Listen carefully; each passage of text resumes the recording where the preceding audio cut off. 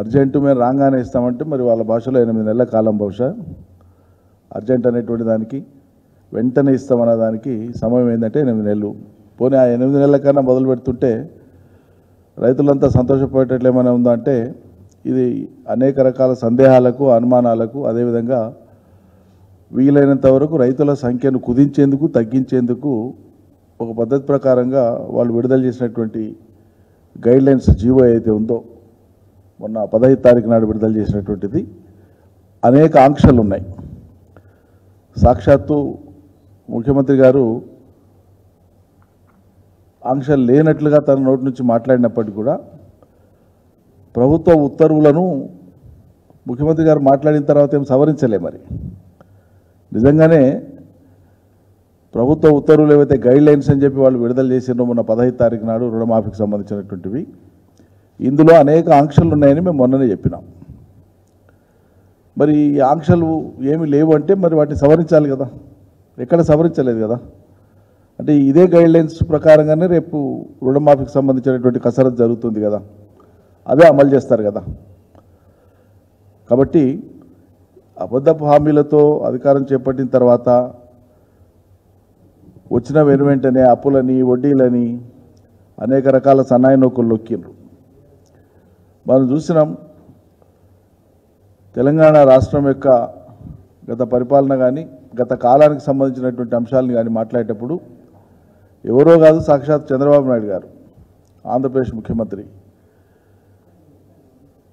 తెలంగాణను ఆనాటి పరిస్థితులలో ఆఖరి నిమిషం దాకా వ్యతిరేకించి అడ్డుకున్నటువంటి చంద్రబాబు నాయుడు గారు వారి పార్టీ అనేక మంది యువకుల బలిదానాలకు కారణమైనటువంటి చంద్రబాబు నాయుడు గారు సైతం 10 ఏళ్ల తెలంగాణ రాష్ట్ర అభివృద్ధి మీద మాట్లాడుతూ ఆయన అంగీకరించక తప్పని పరిస్థితులలో భారతదేశంలో తెలంగాణ తలసరి ఆదాయంలో నంబర్ 1 అభివృద్ధిలో అద్భుతంగా అభివృద్ధి చెందిందని చెప్పి అంగీకరించాల్సిన పరిస్థితి.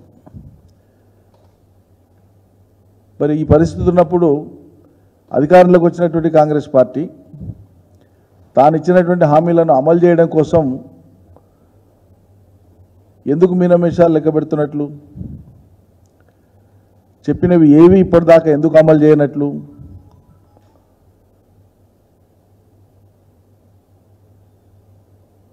పథకాలు ఎగ్గొట్టేందుకోసమే పూనుకుంటున్నారు తప్పిస్తే నిజంగా అమలు చేద్దామనేటువంటిది తాపత్రయం అక్కడ కనిపిస్తలేదు. ఇక్కడ ఒక విషయం,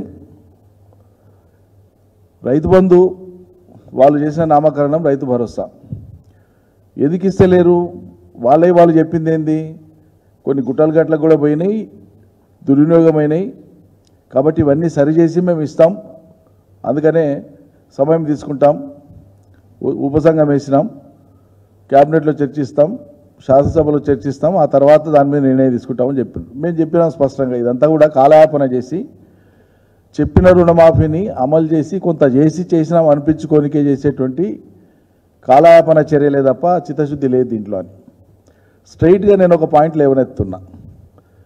నిజంగానే మీ వాదన నిజమే అయితే నిజంగానే రాష్ట్ర ప్రభుత్వం యొక్క చిత్తశుద్ధి రైతు భరోసా ఇవ్వడానికి రైతు బంధు ఇవ్వడానికి మీరు చెప్పిన కారణమే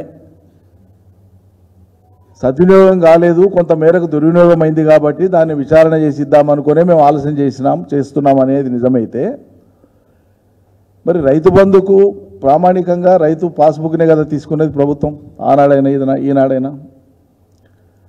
రైతు బంధుకు ప్రామాణికత ఏంటి, పట్టదారు పాస్బుక్ ఉన్నటువంటి రైతు అర్హుడు అని చెప్పినాం మేము అన్నాడు.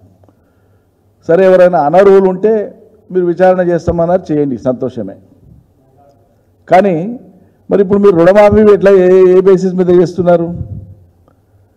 మీరు ఇప్పుడు రుణమాఫీ తలపెట్టింది కూడా సరే రేషన్ కార్డు మేము ఫ్యామిలీ వెరిఫికేషన్ కోసం అంటున్నాం, ఆ పార్ట్ నేను చెప్తా మళ్ళీ. కానీ రైతు పట్టదారు పాస్బుక్నే కదా మీరు ప్రామాణికంగా తీసుకుంటున్నారు ఇప్పుడు రుణమాఫీ చేయడానికి.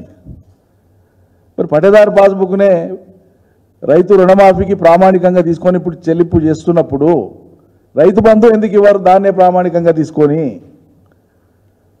ఒకవేళ అదే పాస్బుక్ గుట్టలగట్లకే ఇచ్చి ఉంటే అతను నిజంగానే గుట్టలగట్లకే రైతు బంధు గతంలో పొంది ఉంటే మరి అతను రుణం కూడా దానికే పొంది ఉన్నట్లే కదా. అంటే మీరు చెప్పేది అబద్ధం అని, అంతే కదా. 100కి 100 రూపాయలు అబద్ధం వాళ్ళు చెప్పేటువంటిది, అసత్యం. నిజంగానే ఆయన వ్యవసాయ భూమి కాకపోతే ఆయన బ్యాంకులో పోయి రుణం ఎందుకు తీసుకుంటాడు? మరి ఆయన బ్యాంకులో రుణం తీసుకున్నది నిజమే అయితే అదే బ్యాంకుకు చూపించినటువంటి పాస్బుక్ మీదనే కదా రైతు బంధు గతంలో అతను పొందింది. మరి ఇప్పుడు రైతు బంధు ఇవ్వడానికి ఎందుకు ఆటంకం అవుతుంది? మీకు రుణమాఫీకి ఆటంకం గాంధీ రైతు బంధుకు ఎందుకు ఆటంకం అవుతుంది? అది నా ప్రశ్న. కాబట్టి మీ విచారణలు, మీ పరిశీలనలు, మీ బుద్ధి ఉన్నంత టైం తీసుకొని చేసుకోండి, మాకు అభ్యంతరం లేదు. కానీ రైతులకు తక్షణమే రైతు భరోసా ఇవ్వండి. ఒకవేళ పెద్ద రైతులకు మేము అన్ని విచారణ చేసి ఇస్తాం, చూసుకొని ఇస్తామంటే చూసుకోండి. కనీసం 5 ఎకరాల లోపున రైతుల కన్నా మొత్తానికి ఇవ్వండి. 92.5% రైతులు లేదా 92.5% భూమి చిన్న సన్నకారు రైతుల చేతిలో ఉంది, 5 ఎకరాల లోపు ఉండే రైతుల చేతిలో ఉంది. వాళ్ళందరికీ రైతు బంధు ఇవ్వండి. ఎందుకు ఇయ్యరు? మరి ఎందుకు ఇయ్యరు అంటున్నా. మరి రుణమాఫీకి అర్హుడైనటువంటి రైతు బంధుకి ఎందుకు అర్హుడు కాడు అంటున్నా. మరి రుణమాఫీ చేసేటప్పుడు కూడా నువ్వేమన్నా పాస్బుక్ను వెరిఫై చేస్తున్నావా? ఈ గుట్టనా గట్లా అనేది సింపుల్ లాజిక్. అదే లాజిక్ దీనికి వర్తిస్తుంది కదా. అంటే ఆ లాజిక్ చెప్పి నువ్వు రైతు బంధును వాయిదా వేస్తూ ఆ డబ్బులతోనే కొంత రుణమాఫీ చేసి కొంత చేద్దామనేటువంటి ఆలోచన. మాకున్న సమాచారం రేపు వాళ్ళు తలపెట్టినటువంటి రుణమాఫీ మొత్తం లక్షలోపు ఇస్తామని చెప్తున్నటువంటి రుణమాఫీ మొత్తం 11,20,000 మంది రైతులకు 6,800 కోట్ల రూపాయలకు సమానంగా ఇవ్వడానికి సన్నద్ధమైనట్లు మాకు సమాచారం ఉంది. మరి ఇదే ముఖ్యమంత్రి గారు రుణమాఫీ విషయమై గతంలో మాట్లాడినప్పుడు 40,000 కోట్లు అవుతుంది, ఏకబిగిని ఇచ్చేస్తాం, నోరు కట్టుకుంటానంటే రైతులకు 40,000 కోట్లు వేయడం పెద్ద ముచ్చటనా, ఇట్లా ఇచ్చి పడేస్తామని చెప్పినారు. మళ్ళీ సందర్భంలో మాట్లాడుకుంటూ 31,000 కోట్లు అన్నారు. మొత్తం రుణమాఫీ ఎంతమంది రైతులకు, ఎన్ని లక్షల మంది రైతులకు, ఎన్ని ఎకరాలకు, ఎంత అమౌంట్ అవుతుంది ఎందుకు వెల్లడిస్తలేరు మీరు? ఇప్పటికీ ఎన్నిసార్లు డిమాండ్ చేసినా 2 లక్షల రుణం తీసుకున్నటువంటి రైతుల యొక్క వివరాలను ఎందుకు మీరు వెల్లడిస్తలేరు? సంఖ్య ఎందుకు చెప్తలేరు? వివరాలు ఎందుకు చెప్తలేరు?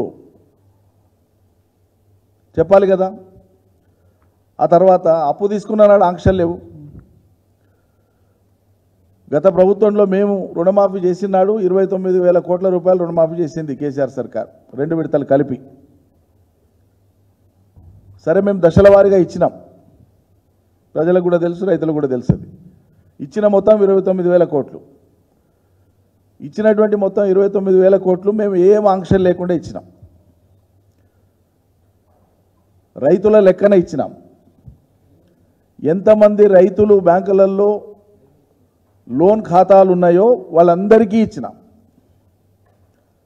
ఎన్నికలు పోయే ముందు మిగిలినటువంటి సుమారు 6,000 కోట్ల రూపాయలకు సమానమైనటువంటి రుణమాఫీ మిగిలి ఉండే అని చెప్పిన గతంలో కూడా చాలాసార్లు నేను చెప్పిన.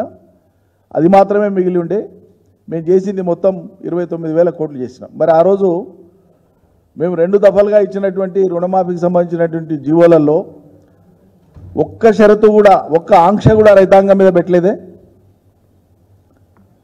షరతులు లేకుండా, ఆంక్షలు లేకుండా మరి మీరు రుణమాఫీ ఎందుకో చేస్తలేరు? మీరు ఇచ్చిన జీవోలో ఇన్ని షరతులు, ఇన్ని ఆంక్షలు ఎందుకు పెట్టినారు? మరి